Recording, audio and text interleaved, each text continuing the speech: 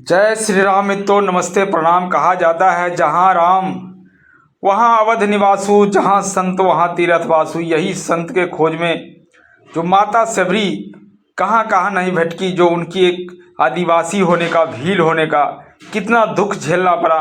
आइए मित्रों, उनकी माता सबरी के बारे में कुछ कहानी हम सुनेंगे, हम बात करें, उनकी कहानी सुनाएंगे। उससे पहले अगर आप हमारे चैनल पर नए हैं प्लीज़ चैनल को सब्सक्राइब कर लीजिए और बगल में लगे बेल आइकन भी प्रेस करिए, तो ताकि जो भी इस तरह का कहानी वीडियो आए सबसे पहले इसकी सूचना आपके पास जाए। तो आइए मित्रों, बिना देर के हुए दर्शकों को हम माता सबरी की कुछ कहानी सुनाने का प्रयत्न करते हैं। जो माता सबरी, आप सभी को भी पता है कि माता सबरी एक आदिवासी भील जाति में जन्म लिए थी और इस भील जाति में जन्म लेने के कारण माता सबरी को कई सारी परेशानियों का सामना पड़ा, कई बार कठिनाइयों का सामना पड़ा। आप लोग जानते हैं कि आदिवासी समाज में जब भी किसी लड़की का या लड़का का शादी ब्याह होता है तो उसमें बड़े पैमाने पर जो पक्षी जानवर को मारकर उसका मांस खाने की परंपरा है। इसी प्रकार हुआ कि माता सबरी जब शादी के योग्य हो गई, उनका जन्म तो भील जाति आदिवासी में हुआ था, आदिवासी परिवार की ऐसे ही परंपरा है। जब माता सबरी शादी के योग्य हो गई तो उसका पिताजी ने सोचा क्यों नहीं अब शादी के योग्य है सबरी और इसको शादी किया जाए। जब माता सबरी का शादी के लिए वर ढूंढ के शादी ठीक हो गया, ठीक होने के बाद शादी का डेट पड़ गया, दिन निश्चित कर दिया गया। उसके बाद काफ़ी सारे पक्षी जानवर ये सब लाए गए और सब बना हुआ था।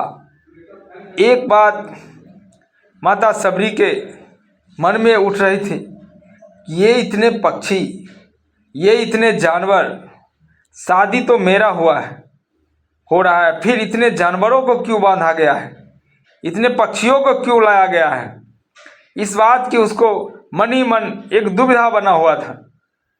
तब उसने अपने पिताजी से पूछती है, आप पिताजी बताइए, ये जानवर, ये इतने पक्षी आप किस लिए यहाँ लेकर आए हैं, शादी तो हमारा होगा।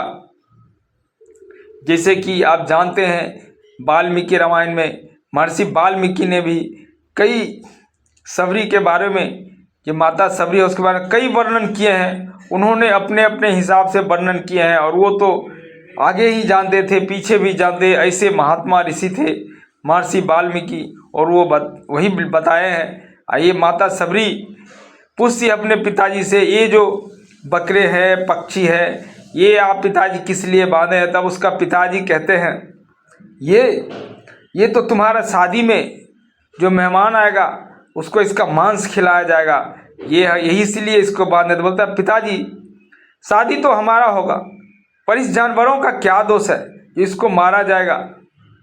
बोलता तुम पुत्री नहीं समझोगी, ये हमारी आदिवासी की ये परंपरा है। इतना कहकर उसका पिताजी चले गए।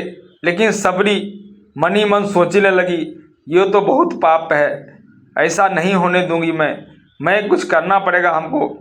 तब सबरी आधी रात को अपने घर से निकलती है और ये जितने जानवर कैद थे, चाहे पक्षी हो, कौवा, मैनी, तोता, चिड़ै, जितने भी पक्षी थे और जितने भी जानवर थे, बकरी के बच्चे, कई बकरियां थी, सबको उन्होंने भगा दिया, खोल के भगा दिया और खुद भी वहाँ से चली गई।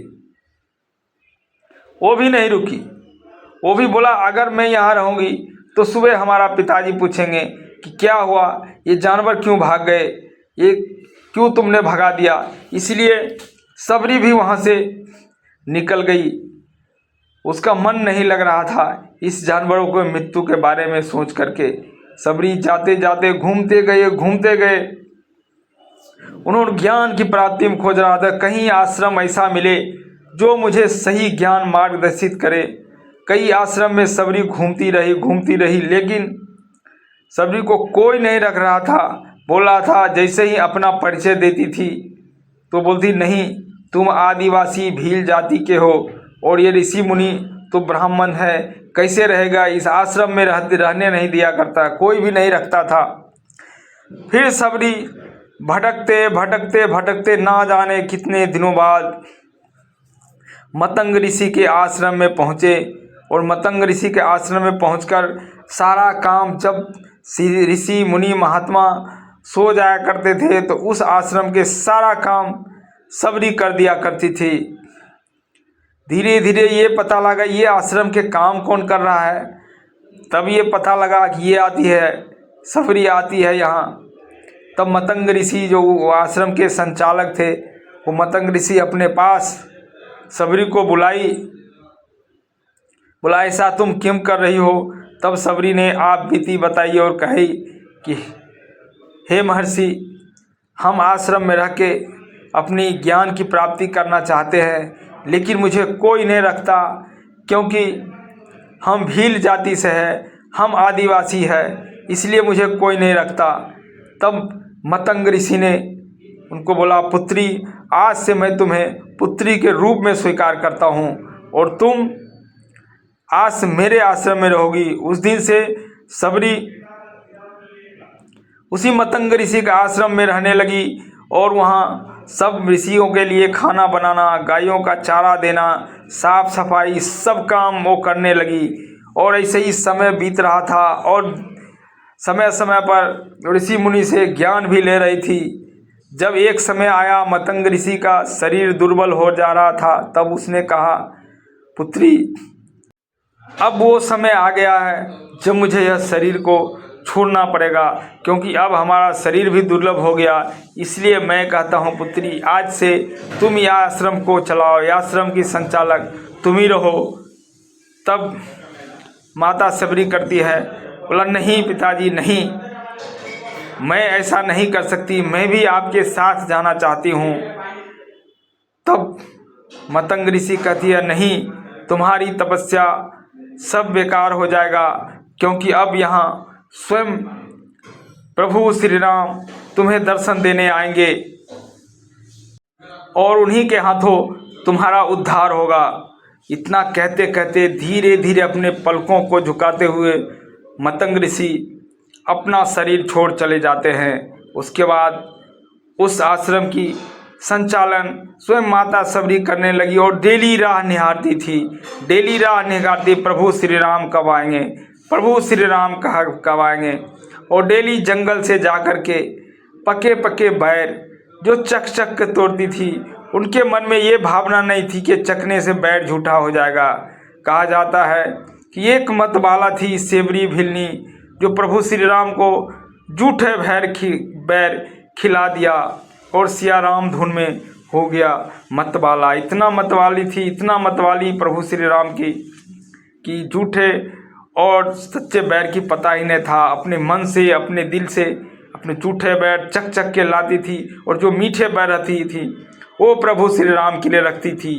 और वो समय जब आ गया, कुछ ही दिनों बाद, जब प्रभु श्री राम आए और माता सबरी से मिले, उनको दर्शन दिए और वह झूठा बैर भी खाए और सबरी भेलनी को उनके हाथों उद्धार होना था और उद्धार हो गए।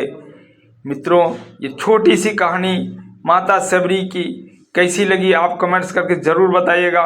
मिलते हैं इसी तरह की कहानी के साथ एक नई कहानी नई जगह। तब तक के लिए नमस्कार। आप प्रभु श्री राम का भक्त है तो बोलिए कमेंट्स में जय श्री